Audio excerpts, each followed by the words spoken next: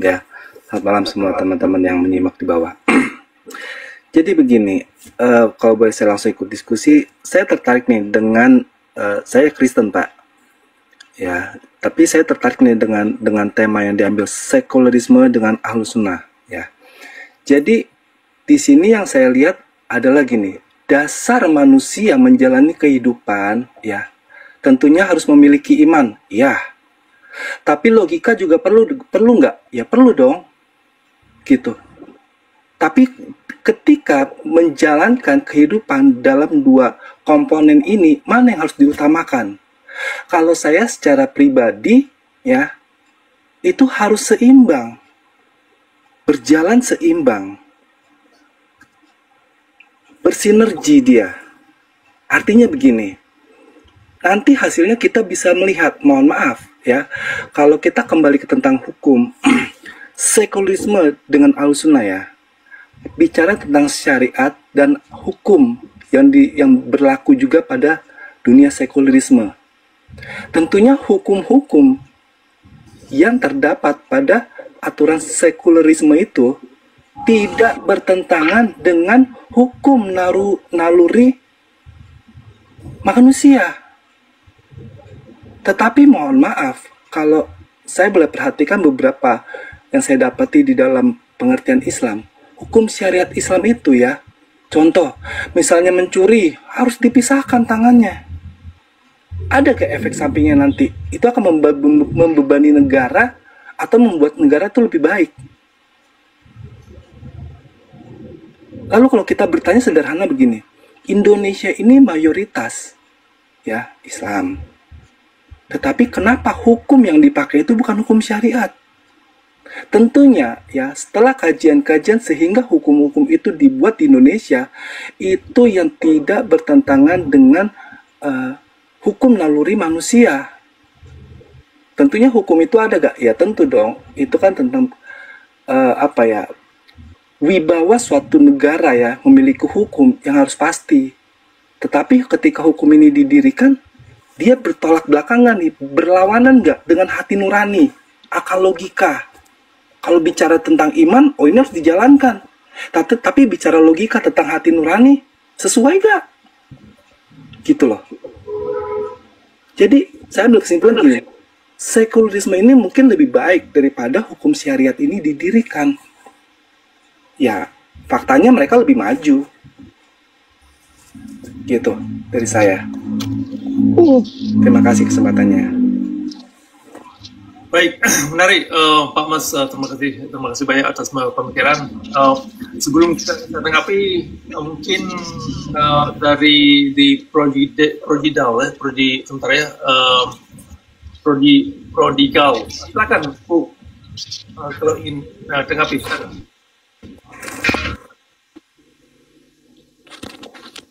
Mic-nya dibuka. Oh, oke, udah turun. Oke. Oke, nggak apa. Mungkin nanti bisa kembali. Dari Mas Sabah, ya. Memang dalam sistem sekularisme itu kita bisa mengetes nilai kemanusiaan dan moralitas pada diri kita. Akan di mana letak dan orientasi moralitas terhadap satu aturan atau pembentukan public policy. Sedangkan dalam ahlu sunnah itu karena tidak bisa dinilai, artinya kalaupun bisa dinilai, itu nilainya sering terbalik. Misalkan, ini saya kasih contoh dua perbandingan. Kalau dalam ahlu sunnah itu ada peraturan yang memang sering terbalik sehingga masyarakat tertipu dengan klaim yang dimaksud. Misalkan konsep amar ma'ruf nahi mungkar, itu yang artinya menegakkan kebaikan dan menghindari yang tidak baik. Nah, yang perlu difokuskan adalah amar ma'ruf yang sering dimaknakan tegakkan yang baik. Ya kan, nah, tetapi dalam koridor syariat Islam atau ahlu sunnah, yang dimaksud tegakkan yang baik ternyata tegakkan kezaliman. Nah, ini bermasalah. Jadi peraturan umum yang dibentuk dalam Ahlus Sunnah itu tidak hanya membawa efek daripada peraturan yang dimaksud, dan juga karena sangat terkait dengan definisi itu sendiri yang terbalik, sehingga masyarakat ketipu. Sehingga masyarakat tidak bisa membenah diri mereka kepada kebaikan yang mereka maksud, sehingga konsep rahmatan lil alamin atas nama agama yang sering diimpikan masyarakat tidak bisa diwujudkan karena dari definisi yang dimaksud terbalik. Nah, ini persoalannya. Kemudian yang lebih jauh lagi, ketika itu dijadikan peraturan umum yang efeknya kepada masyarakat yang punya agama lain atau keyakinan agama lain atau yang tidak beragama, kepada masyarakat itu sendiri, karena mereka bagian daripada masyarakat setempat. Nah, misalkan di Aceh, itu kan dalam masyarakat Aceh ada masyarakat Kristen di situ, ada masyarakat lain. Ketika peraturan yang bersandar kepada satu agama, dalam hal ini syariat Islam, diberundukan kepada agama lain, itu efek daripada produktivitas dan kreativitas pada umat lain juga terbawa. Ini yang membuat agama Islam ini atau Ahlus Sunnah, sistem Ahlus Sunnah ini tidak universal karena tidak bisa dikritik. Ya kan? Misalkan kejadian kemarin bulan puasa, perlakuan peraturan umum terhadap umat Kristen yang harus tutup warung, sehingga mereka ini disita sebagian alat masak, ya kan? Itu kan mereka bukan agama Islam, kok ada urusannya dengan syariat Islam, kok mereka diberlakukan harus tutup warung dan alat masak mereka itu disita. Nah, karena itu dijadikan peraturan umum, maka mereka membebankan konsekuensi daripada syariat itu sendiri. Nah, sehingga Islam yang mereka klaim, yang umat Islam klaim, Islam yang rahmatan lil alamin, ternyata tidak bisa diwujudkan. Nah, itu persoalannya. Nilai moralitas daripada Ahlus Sunnah itu tidak bisa dinilai secara objektif, kecuali kalau kita balik definisinya. Nah, kalau kita balik definisinya, ini terungkap kebohongan di dalam Ahlus Sunnah itu sendiri. Ternyata yang dikandung Ahlus Sunnah bukanlah kebenaran seperti yang diklaim. Nah, makanya kalau memang Ahlus Sunnah diklaim dari Tuhan, maka semua manusia, siapa saja, perlu menggugat dan mengkritik kalau peraturan yang dibentuk itu tidak membawa manfaat kepada masyarakat umum atau masyarakat umat Islam itu sendiri, tidak membawa manfaat. Maka dalam hal ini, kalau Ahlus Sunnah mengklaim bahwasanya kalau siapa saja yang mengkritik, ini sudah menistakan agama. Oh, ini kamu dikenakan peraturan KUHP berapa itu? 156 kalau nggak salah, bab tentang penistaan agama. Nah, hal-hal yang begini yang jadi persoalan. Kemudian kita bandingkan dengan sistem sekuler. Karena mereka walaupun ada hal-hal yang misalkan ekstrim dalam sistem sekuler, karena mereka curious, ya kan, ingin mengetes satu kebijakan. Nah, konsekuensinya juga ini ada membawa yang tidak baik kepada masyarakat. Tetapi karena mereka terbuka terhadap fakta, kalau terbukti ada kekeliruan terhadap peraturan yang dibentuk, mereka tidak segan-segan untuk merombak. Sehingga peraturan yang dibentuk itu kalau memang membawa pengaruh tidak baik kepada masyarakat secara kolektif, mereka buat peraturan baru atau mengkoreksi peraturan yang ada itu, sehingga hasil yang diimpikan masyarakat secara umum, secara kolektif itu persis atau mencapai target seperti yang diharapkan. Nah, ini perbandingannya. Kemudian satu lagi, saya ingin mengkaitkan sedikit, walaupun agak agak kesamping daripada topik yang saya angkat, tapi ada kaitannya. Persoalan, misalkan di Indonesia ya, pasal 29 kalau nggak salah, tentang kebebasan menjamin negara menjamin kebebasan beragama. Menjamin kebebasan beragama terhadap perbandingan KUHP penistaan agama. Nah, jadi dua peraturan pasal 29, negara menjamin warga negara untuk bebas beragama atau menjamin kebebasan beragama bagi setiap warga. Nah, ternyata ketika dalam kenyataan tidak demikian, karena ada peraturan KUHP yang membuat masyarakat sendiri, misalkan masyarakat Islam mengkritik Islam.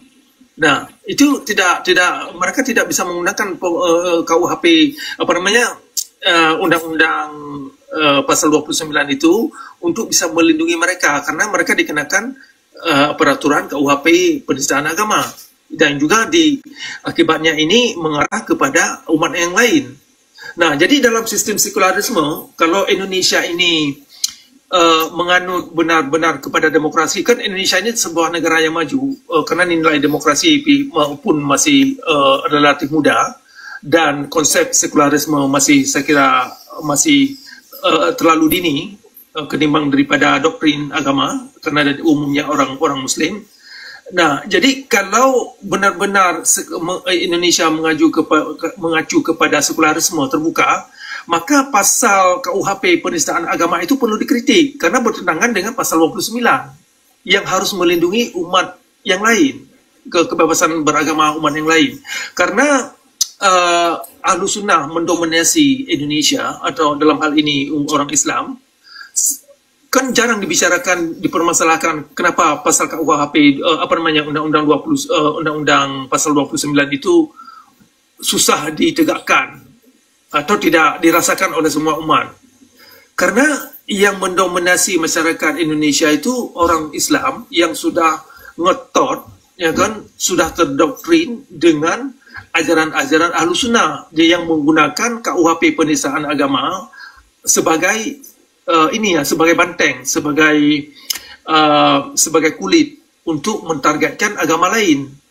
Nah, tetapi kalau Indonesia ini menganut sistem benar-benar sistem sekuler, maka seharusnya peraturan KUHP penistaan agama itu perlu dirombak. Kalau bisa dibuang gitu.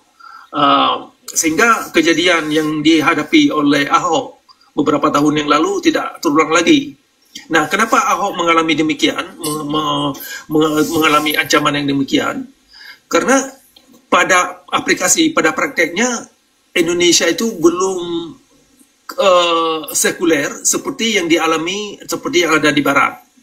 Nah, walaupun mungkin Indonesia mengarah ke situ, sudah mencoba menciptakan demokrasi secara pemilihan, tetapi dalam aplikasi terutama dalam beragama ya, belum setingkat apa yang kita lihat di Barat atau di Amerika dan di negara-negara Eropa. Nah, itu perbedaannya, saya kira yang sangat ketara ketika kita kaitkan dengan kondisi alam yang ada dalam praktek-praktek dalam kenyataan. Kenapa sikap-sikap Ahlus Sunnah atau ajaran-ajaran Ahlus Sunnah sangat sering sekali mengacu masyarakat itu sendiri kepada ketidakmanusiaan, baik itu dalam ekonomi, dalam soal ekonomi, atau dalam segi apa saja, sehingga terbukti ternyata ya beberapa negara yang sudah mencoba mengadaptasikan aliran keras atau aliran Ahlus Sunnah itu hasilnya sangat tidak manusiawi, seperti Afghanistan, Pakistan, dan Boko Haram di Eropa, negara-negara Chechnya, kemudian di Aceh. Nah, itu kita lihat sendiri kan angka kemiskinan dan angka moralitas di Aceh itu sangat terpuruk dibandingkan daripada negara-negara Singapura misalkan. Singapura kan negara yang mempunyai nilai sekuler yang lumayan cukup kuat. Walaupun negara Singapura ini negara yang masih maju, tetapi karena mereka ke arah situ, nilai perbedaan peradaban masyarakat di Aceh dengan masyarakat di Singapura itu jauh berbeda. Padahal dari segi sumber alam, Aceh mungkin lebih banyak sumber alam. Dari segi wilayah lebih luas, masyarakat lebih banyak, ya kan, segalanya lah. Sedangkan Singapura walaupun sumber alamnya sangat sedikit, wilayahnya sangat sedikit, jumlah masyarakatnya sangat sedikit, ya kan, serba kekurangan. Tetapi karena sistemnya itu benar, arah orientasinya itu benar, sehingga mereka tidak ini mudah memperbaiki diri, dan terus semakin hari Singapura itu nampaknya semakin maju, ya kan? Tetapi sebaliknya, Aceh sekarang semakin hari nampaknya semakin ke belakang, semakin kepada kezaliman dalam kehidupan.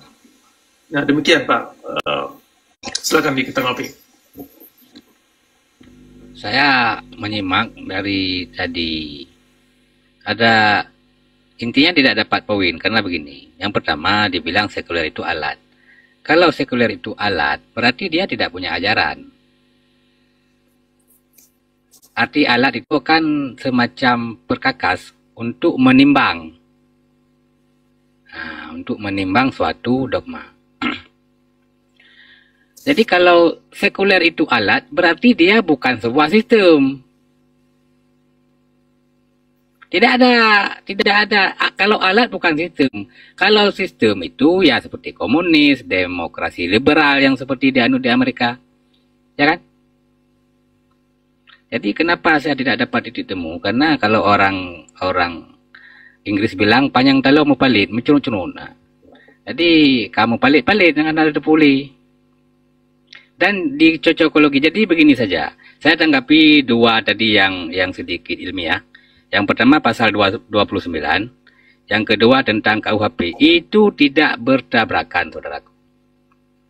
Itu tidak bertabrakan. Anak turunan penistaan itu tidak bertabrakan. Agar supaya apa?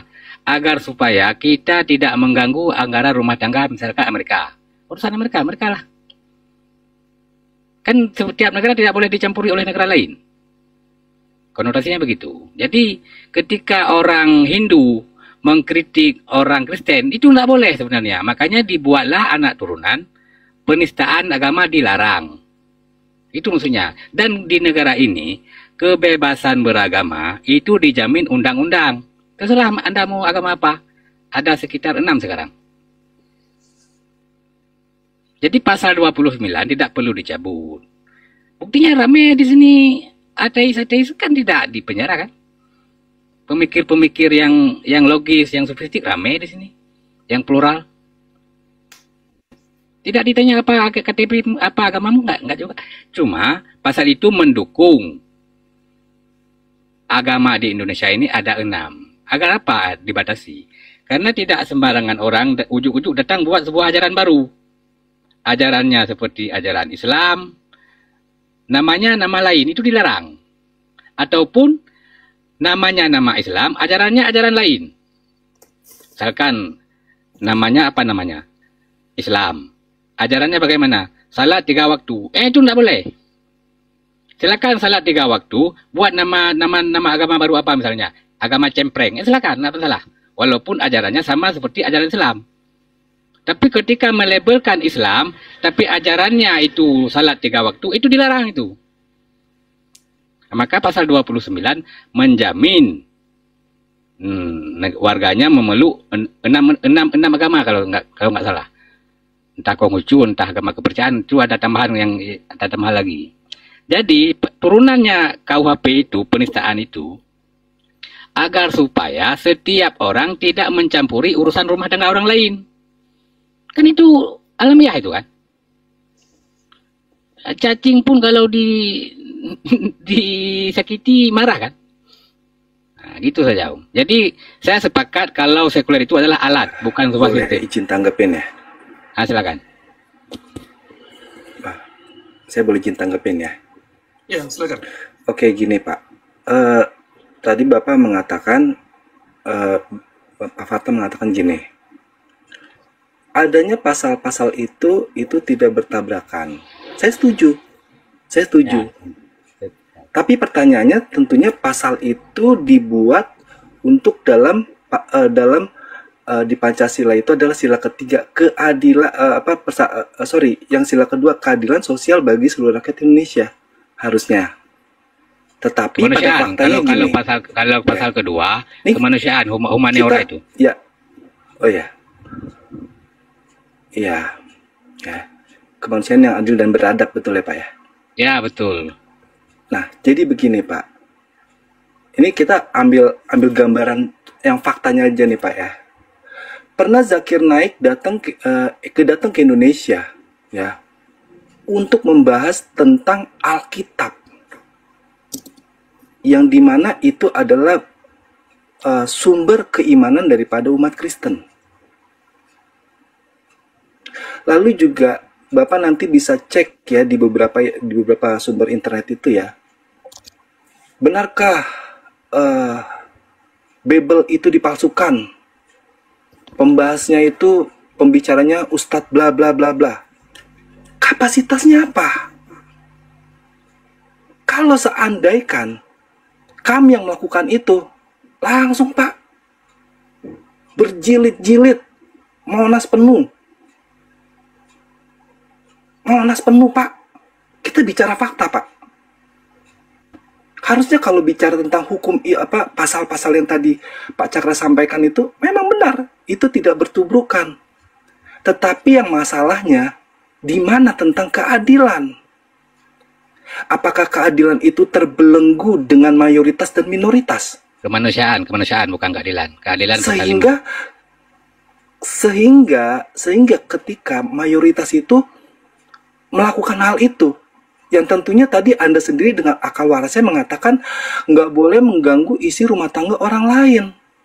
Tetapi pada faktanya, kalau misalnya Islam, saudara-saudara Islam melakukan itu, berdakwah soal itu dikatakan dakwah. Tetapi kalau seandainya umat Kristen yang melakukan itu disebutnya penistaan Pak. Pasal itu berlaku. Paham ya Pak ya? Maksud saya. Paham. Menarik, Pak. Gitu loh Pak. Atas ya itu poin menarik yang saya rasa cukup dari saya sekian dulu. Terima kasih. Begini. Poinnya berbeda.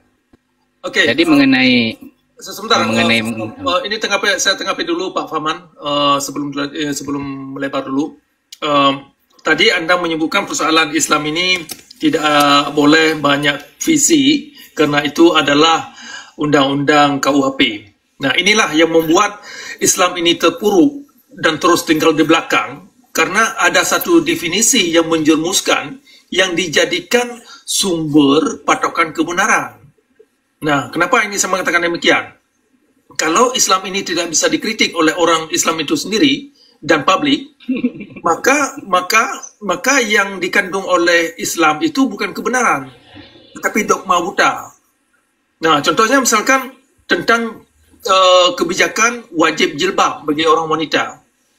Nah, ini perlu kita gugat. Apakah jilbab itu membawa moralitas kepada orang wanita? Apakah pengewajiban jilbab ini membawa moralitas kepada orang laki-laki? Ternyata tidak juga. Ternyata yang kita lihat di Aceh, permokosaan itu tertinggi di Indonesia. Walaupun sebentar dulu, jangan ini dulu. Ini saya jangan sebut Aceh.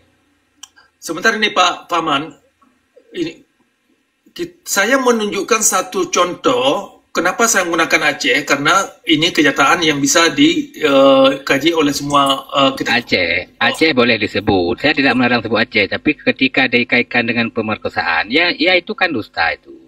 Itu maksud saya. Aceh silakan disebut. Itu sebuah nama negara apa nggak boleh disebut? Nama sebuah daerah. Oke. Dalam diskusi ini kita menyebutkan siapa saja. Jadi Aceh tidak ada pengecualian. Nah, termasuk agama. Nah, kalau memang agama Islam ini perlu dikritik, perlu digugat, ya kita gugat. Agama Islam ini bukan satu entity atau satu unsur yang terlepas daripada kritikan manusia, termasuk kritikan orang Islam seperti saya sendiri yang terlahir dalam agama Islam terhadap konsep Tuhan yang ada di dalam Ahlus Sunnah. Kalau konsep Tuhan yang ada di dalam Ahlus Sunnah sebagai peraturan umum, sebagai sistem, apapun istilah yang Anda katakan, nampaknya Anda bingung antara konsep atau istilah. Jadi kita tidak mendebatkan nama istilah di sini. Silakan Anda taruh label apa saja. Tetapi yang kita permasalahkan, yang kita debatkan atau bahaskan adalah esensi daripada permasalahan itu sendiri. Nah, misalkan tadi Anda menyebutkan sekularisme itu bukan alat. atau bukan sistem. Ya kan, itu kan hanya istilah yang Anda buat, yang Anda taruh di situ. Tetapi yang kita permasalahkan adalah esensi daripada posisi itu sendiri, atau posisi satu atau satu sikap yang ada di dalam peraturan itu sendiri. Apa itu dikatakan alat, atau dikatakan sistem, atau sikap. Nah, dari sistem itu kan perwujudan sikap daripada orang yang membuat sistem tersebut. Nah, misalkan syariat Islam adalah perwujudan sikap. Akan sehingga dari sikap itu kelihatan bagaimana masyarakat bertindak terhadap kaum yang lain atau orang yang terkena daripada sistem yang mereka alami. Nah, saya tidak permasalahkan soal label dan merek yang Anda suguhkan. Jadi agar tidak jadi kebingungan. Nah, kembali kepada poin yang Anda angkat tadi. Kalau Islam ini tidak bisa dikritik, yang Anda sinyalir bahwasanya jangan ikut campur terhadap keluarga atau rumah tangga orang lain, inilah yang bermasalah. Tadi kawan kita sudah mengangkat persoalan kalau orang Islam mengkritik orang Kristen, mereka tidak segan-segan, malah mereka anggap itu satu dakwah. Tetapi ketika umat lain, seperti yang dialami oleh Ahok, hanya dia mengekspresikan apa yang dia pahamkan, itu saja sudah membawa dia ke penjara. Inilah sikap yang bermasalah dalam sikap syariat Islam. Mereka ternyata tidak bisa mewujudkan atau peraturan-peraturan atau sikap yang mereka pamerkan kepada publik yang bisa menentukan sikap alami seperti yang mereka maksud. Nah, jadi kita bandingkan ini, perlu kita bandingkan antara sistem yang ada dalam Ahlus Sunnah dan sekularisme. Kenapa Ahlus Sunnah ini tidak layak sebagai untuk membuka cakrawala kita ini, tidak layak kepada petunjuk sehingga kita ini bisa kreatif, bisa bermanfaat buat kita sendiri dan orang lain. Karena di dalamnya itu bukan berdasarkan nilai-nilai keadilan, nilai-nilai kemanusiaan, ya kan, nilai-nilai kepada kebenaran yang bisa dievaluasi nilai itu dalam alam itu bagaimana. Ya kan, klaim hipotesi yang diajukan oleh Ahlus Sunnah bisa difaktualkan dalam alam apa tidak. Nah, kalau tidak bisa dites dalam alam, berarti ada masalah di dalam doktrin itu sendiri yang tidak bisa dijadikan sebagai peraturan umum. Kalau masyarakat ingin menganut secara pribadi, ya itu terserah, ya kan. Kita tidak debatkan keyakinan pribadi seseorang. Tetapi yang kita berdebatkan adalah ketika sistem agama ini dijadikan sebagai peraturan umum atau public policy, atau yang dinamakan sebagai sistem